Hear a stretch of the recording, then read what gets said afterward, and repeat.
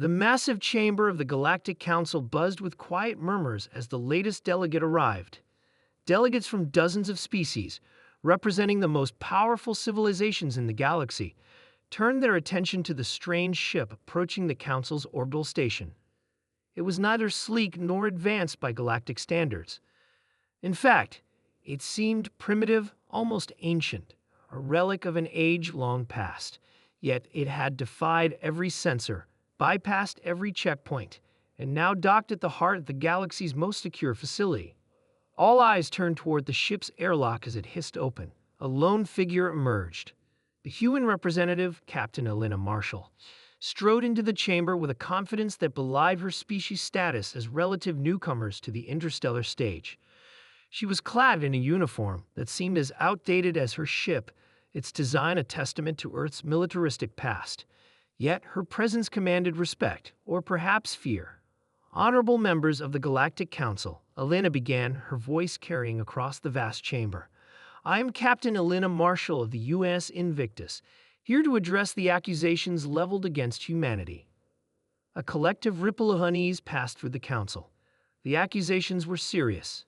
Territorial overreach, unauthorized mining operations, and, most disturbingly, the deployment of weapons deemed illegal under interstellar law.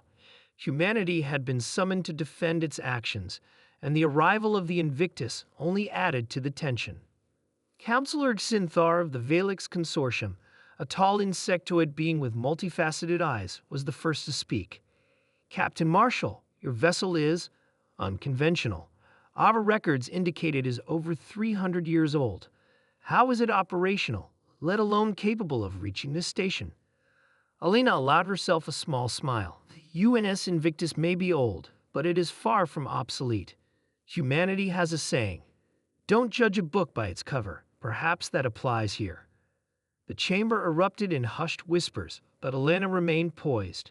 The Valix counselor leaned forward, mandibles clicking in irritation. Do you mock this council? Your ship's arrival was an affront to our protocols. Our security measures are the most advanced in the galaxy. Explain how you bypassed them. Elena's smile widened. I believe a demonstration is in order. She raised her hand, signaling her crew aboard the Invictus. The chamber's holographic display flickered to life, projecting an image of the warship in orbit. It was a hulking behemoth of metal, its hull pockmarked with the scars of countless battles. Yet, as the projection zoomed in, the council members gasped. The ship's ancient design masked a terrifying truth. It had been retrofitted with cutting-edge technology, far beyond anything the council had seen. This, Elena began, is the culmination of centuries of human ingenuity. While other species relied on gradual innovation, humanity thrived on necessity. Wars, catastrophes, and resource scarcity forced us to adapt quickly. The Invictus is a relic, yes, but it is also a symbol of our resilience. Councillor Drell of the Uxalian hierarchy, a reptilian being with gleaming scales, hissed in disapproval. Resilience or recklessness? The weapons aboard that ship violate every treaty this council has ever drafted. You humans continue to defy our laws. Defy. Elena's voice grew sharp. Or survive. Those treaties were written by civilizations that had already secured their dominance. When humanity joined the galactic stage, we found ourselves at the mercy of those who viewed us as inferior. We did what we had to do. The chamber fell silent. For a moment, the counselors exchanged uneasy glances. Humanity's rise had been meteoric, but their methods were controversial. They had no grand fleets, no sprawling empire. Yet they had carved a place for themselves with sheer determination and a willingness to challenge the status quo. Elena continued, her tone unwavering. The Invictus is a reminder that we will not be underestimated. You accuse us of overreach, yet we have only defended what is ours. You accuse us of illegal mining, yet we have only used the resources we need to survive.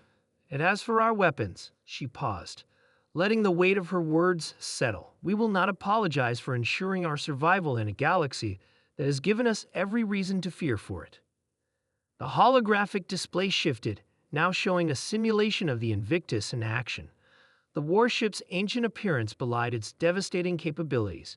It unleashed energy weapons that bypassed shields, missiles that adapted mid-flight, and countermeasures that rendered enemy systems useless. The council members watched in stunned silence as the simulation ended with the destruction of an entire fleet.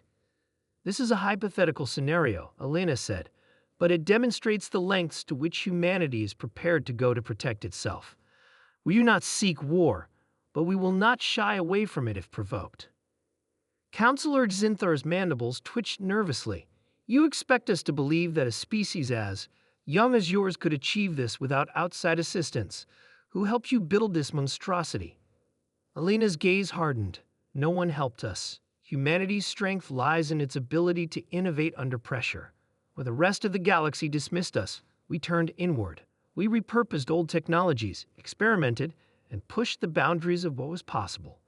The Invictus is not just a warship, it is a testament to human perseverance." The silence that followed was deafening. The councillors, for all their power and experience, had never encountered a species quite like humanity. They were unpredictable, audacious, and, above all, determined. Finally, Councillor Xinthar spoke again, his tone measured. "Captain Marshall, humanity's actions have disrupted the balance of this galaxy, yet your words and demonstration have given us much to consider. This council will deliberate further before rendering its decision." Elena inclined her head. "Take all the time you need. Humanity will be waiting." As she turned to leave, the council chamber erupted in frantic discussion. The Invictus had not only shocked the Galactic Council, but had also forced them to reevaluate their assumptions about humanity. For better or worse, the galaxy would never be the same. Back aboard the Invictus, Elena stood on the bridge, gazing at the stars. She knew the council's deliberations would take time, but she also knew one thing for certain: humanity had made its mark, and no one, not even the most powerful civilizations in the galaxy, would dare underestimate them again.